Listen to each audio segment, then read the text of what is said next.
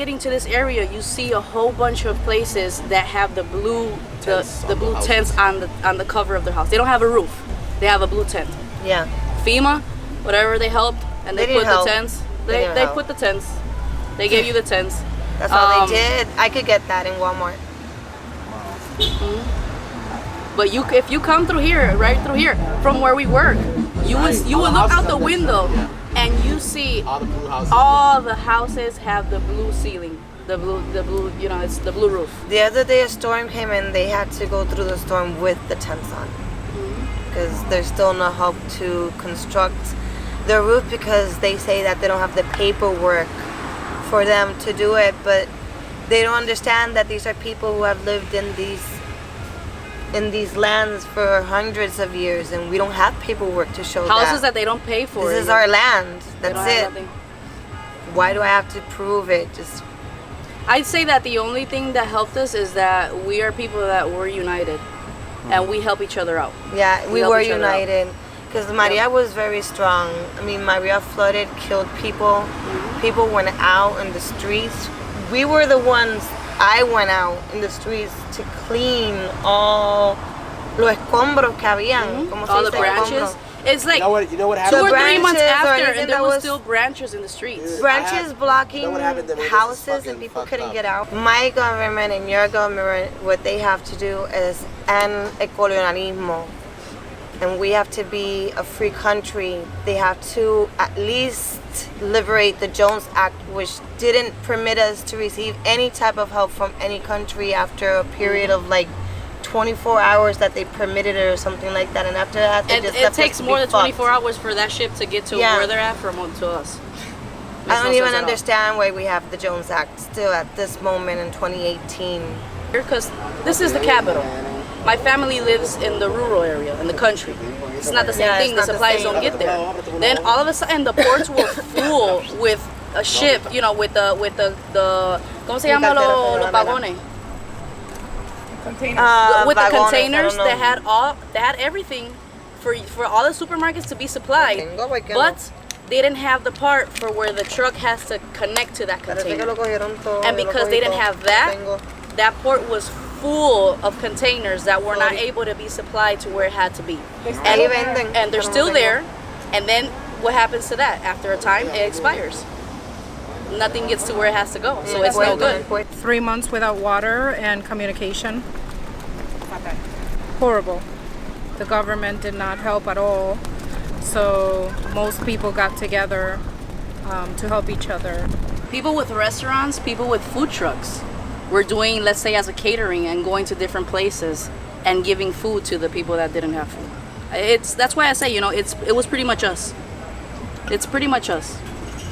The community, the way that we care for one and each other. And they said that in the beginning that it wasn't a big deal, and then like only 400 people died. I mean, like more than 5,000 people died, and there's still people dying because they have no water, contamination, or lights, like they were saying. People need electricity not only just for watching TV, but they need it because they need it to breathe, because they have food. You have food in your fridge that you don't want it to get into waste, but it's the only food that you have. You're gonna eat it because it's the food that you have.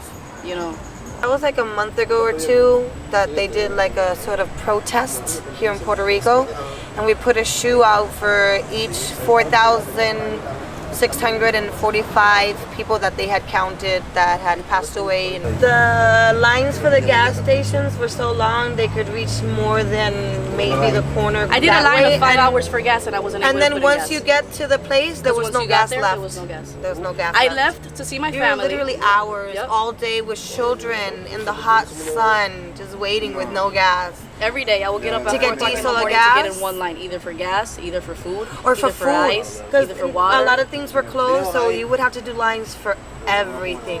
For everything. Like the government? Both. It's both. I'd say the Puerto Rican government is controlled by the American government. So anything that happens here passes through their nose. They know what's going on here. They're well aware of what's going on here. And they're vultures. They like it. Because whenever there's a catastrophe like this, then the Americans come and buy lands because we're leaving the lands.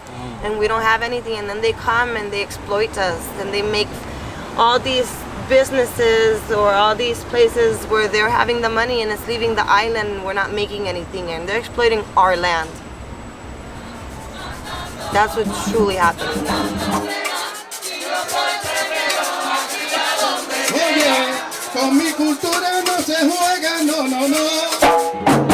No se juega con mi bandera, pero que nadie le pueda evitar que yo represente mi cultura y mi bandera. Nadie lo puede evitar que yo represente a mi bandera, cantando bomba. Nadie lo puede evitar que yo represente a mi bandera, cantando bomba, cantando cera, y yo soy plenera aquí a donde quiera. It's like that. It's like that. You can go out on the streets. It's like everywhere. You know, you have to be careful where you go. But the majority of the times, wherever you go, you're gonna feel warming. You're gonna feel, you know, like over here we say, you come here and they're gonna give you a kiss and a hug. Yeah. That's how we do.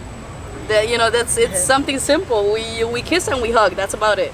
There's no, oh, I don't know that person. Oh, I don't know what that person has. Whatever. Yeah, that's, All we have is verdad. love. That's Yep. awesome.